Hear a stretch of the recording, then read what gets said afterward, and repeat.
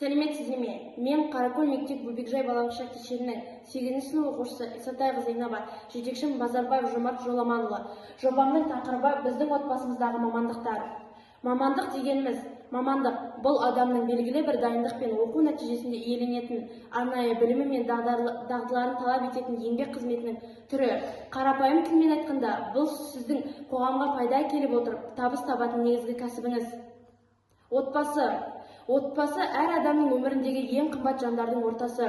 Біздің отбасымызда әртүрлі мамандық иелері бар. Әрқайсысы өз саласында адал еңбек етіп, қоғамға пайдасын тигізіп жүр. Мен өз отбасымның еңбексүйгіштігімен және жауапкершілігімен мақтанамын. Атам техниканың тілін білген маман.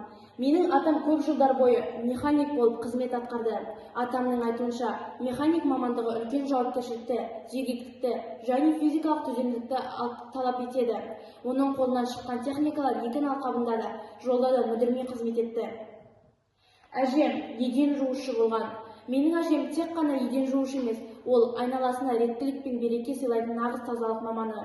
Көпшілік бұл жұмысты қарапайым еңбек деп ойлауы мүмкін, бірақ шын мәнінде әжемнің атқарып жүргені үлкен жауапкершілік пен кәсібилікті талап ететін маңызды миссия. Әжем жай ғана шаң сүртпейді, ол зиянды микробтар мен ауруларға қарсы күресіп, адамдардың таза әрі қауіпсіз ортада тыныстануына жағдай жасайды. Кез келген мекеменің немесе үйдің алғашқы беделі оның тазалығынан басталады. Әкем, ал әкешім тіс дәрігері. Менің әкем тек қана тіс дәрігері емес, ол адамдарға денсаулық пен сенімділік сыйлайтын нағыз стоматология маманы. Көпшілік бұл кәсіпті тек тіс емдеу деп қана түсінгенімен, шын мәнінде әкемнің жұмысы терең медициналық білімде, жоғары технологиялық сауаттылықты және зергерлікті дәлелдейді. Анам акушер.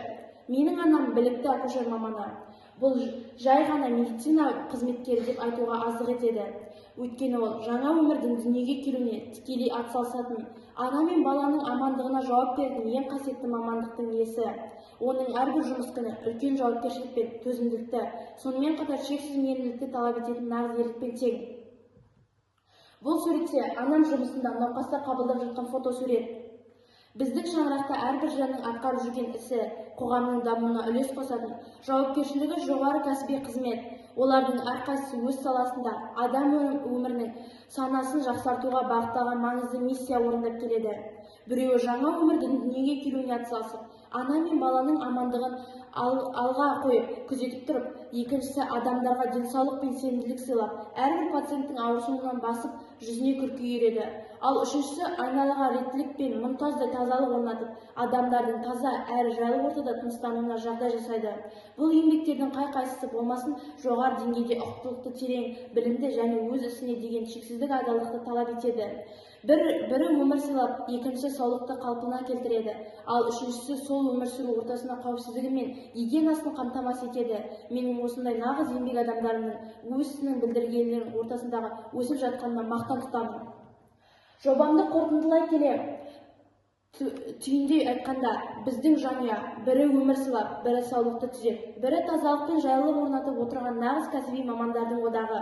Әрқайсысы өз ісіне адалдық пен үлкен жауапкершілікпен қарап, қоғамның игілігі үшін еңбек етіп келеді. Осындай нағыз еңбек адамдары менің басты мақтанышым. Назарларыңызға рахмет.